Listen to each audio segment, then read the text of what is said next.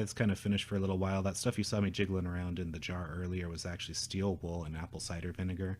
I'd let it sit there for quite a while until all the stuff dissolved and rusted away.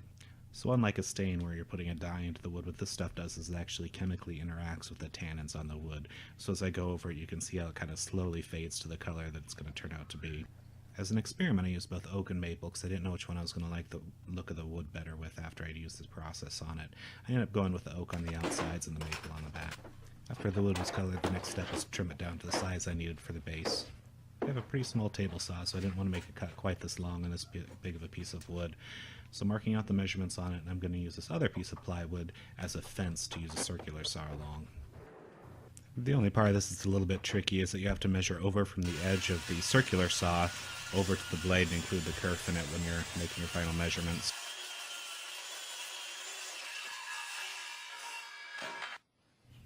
After I got all the pieces their final size, I wanted to make it so this base was a usable area for them to store stuff in. So I'm going to cut a couple of rectangles out of this back area. I didn't want all these pieces to just be a plain rectangular opening, so what I'm doing right now is I'm marking out where the center of my Forstner bit's going to go, and that's going to allow me to have kind of a rounded profile where all of the corners intersect. With the Forstner bits in these veneers, it's really important that you don't go all the way through with them because you'll get a lot of tear out on the other side. So I'm going almost all the way through just so the tip pokes out, then I'm coming from the other side to cut away the hole. With the first one done, all I gotta do is repeat it 7 more times.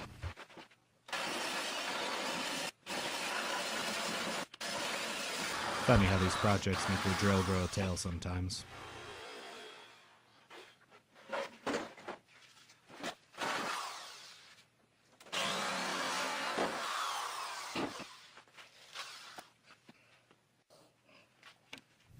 After I had all the radiuses of the corners done, it was time to go back and mark again and just join the very outside edges so I could come back and connect them. I'm going to make sure my lines are straight the same way. I'm going to put down a fence like I did to cut the long pieces. Now if you aren't comfortable with this next technique, certainly do not use it.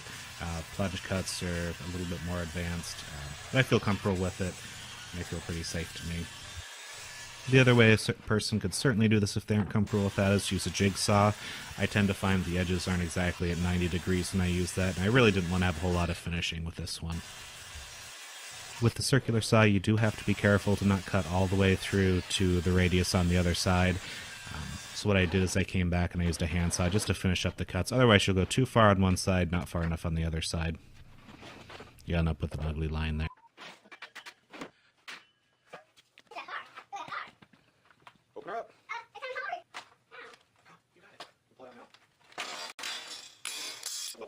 With all the major cutting, it was time to go on to assembly.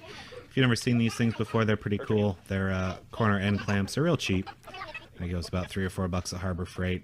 Stick them on there, mock everything up, and you don't have to worry about everything tipping over, having 2 people around. Going through here, cleaning up some of the openings, making those radiuses match with the lines, and kind of smoothing everything out. To make sure there's no ridges that are going to interfere with assembly and throw things off square, I always hit it with a little bit of sandpaper before they glue up. That extra set of hands there was my brother. He was nice enough to come over and help me with the assembly of this. We're putting the top on right now. With the oak plywood, it's really important to pre-drill your hole so it doesn't split whenever you drive the screw down inside there. I always really like using decking screws for any of this sort of thing. You don't really need them because it's not going to be outside, but they have a Torx head on them. And when you try and use the Phillips or the flathead, it seems like they always want to strip out or frustrate you somehow.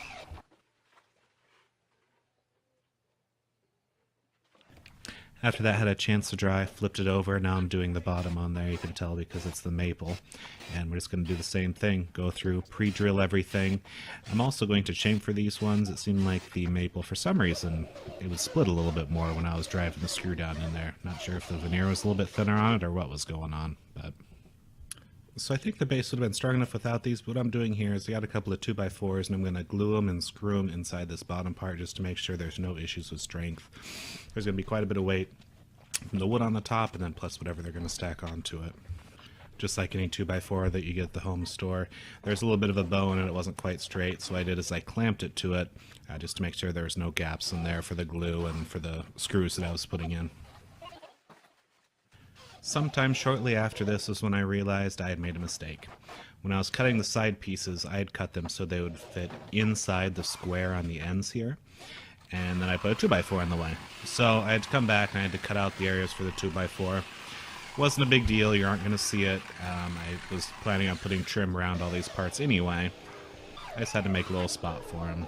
So, glued the end pieces in, screwed them in, and now it's ready to get the bottom ready. Right now I'm finishing the bottom. I wanted to go ahead and do this before I flipped it over. Of course it's going to be a lot harder to finish the bottom if I have to tip it over with all the superstructure on top of there. More out of curiosity than anything else, I went ahead and put the clear on the back too. I wanted to see how that maple looked with the finish on there. The other thing I did is I went in these corners and I took a little drum sander just to get those little ridges that you can see all evened out and make a nice transition.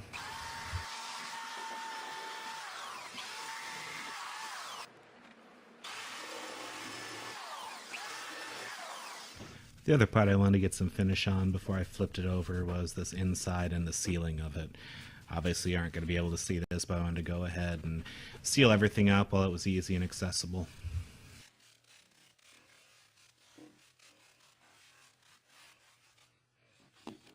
One of the things the customer really wanted was for this thing to be mobile and have some casters on it. So what I'm doing right now, cutting out a little bit of reinforcement so the casters are going to have some more meat to stick into through the bottom of that. Went ahead and rounded everything over. Here I'm showing you where they're going to sit. I'm using that same piece of wood to space it out just to show me exactly how far the edges go in. I'm using some pretty thick screws on these, so instead of just buzzing them right in there, what I have to do is attach that plate on the bottom, suck it up, glue it in, and I'm going to have to drill through the entire thing with a bit. Otherwise it would be really hard to get the screws to not split everything. Swapped over to this other side here, drilling them in. I wanted to give the glue a little bit of a chance to dry. I had to take those screws out so they didn't stick through to the bottom before I stuck the casters on top of it. Then it was just a matter of drilling all the pilot holes, screwing all the screws in, and getting the casters all restfully installed.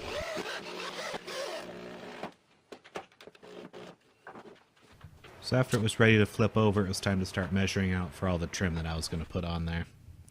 This part was all relatively straightforward. Figure out how long it needs to be, cut it out to size, and stick it on the side there. The majority of the strength for this molding is going to be the glue on there, but to keep it in place while it dried, I went ahead and used a finish nailer on it. It'll add a little bit of strength in the end. Most of it's going to come from the glue though. I started out using clamps to hold it on. Turned out it wasn't really necessary. I just put it on there and stapled it in. Even though I did pre-drill the holes when I went to stick these on the first time, I noticed that it wasn't quite flush with the edge there, so I had to come back with the belt sander just to even everything out, and you could see exactly where the screws were going through and where it was holding it away from the workpiece.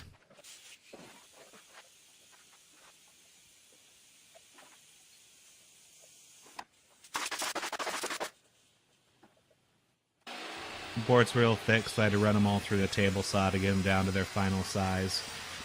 I had done kind of a rough calculation in my head, but I ended up with about 12 inches extra of the stock when I was done, so I guess I made it pretty well. After I got those first side pieces on, it started going a little bit slower because I had to make sure that they fit exactly in between those two without any gap.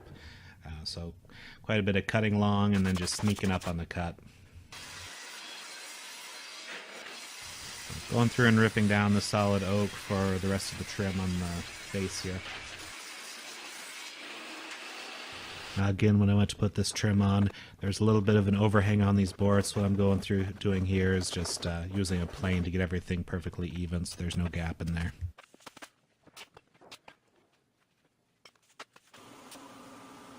I'm not sure if you'll be able to tell in the super sped up video here, but I actually am doing a mitered corner for the very top piece. I figured that'd have a little bit better of a finished look to it. Now on these parts I'm purposely leaving a bit of a lip on it that goes over the edge. That way I'll be able to take my flush trim router after they're all glued and dried and true everything up. Doing a little bit of a look around on it, it's actually starting to come together and look like a finished base. This is basically what all the trim's going to look like on it. Got this router as a gift from my wife. This is the first time I got to use it. I went and splurged on a really expensive bit to make sure there wasn't a whole lot of finishing that I'd have to do on there.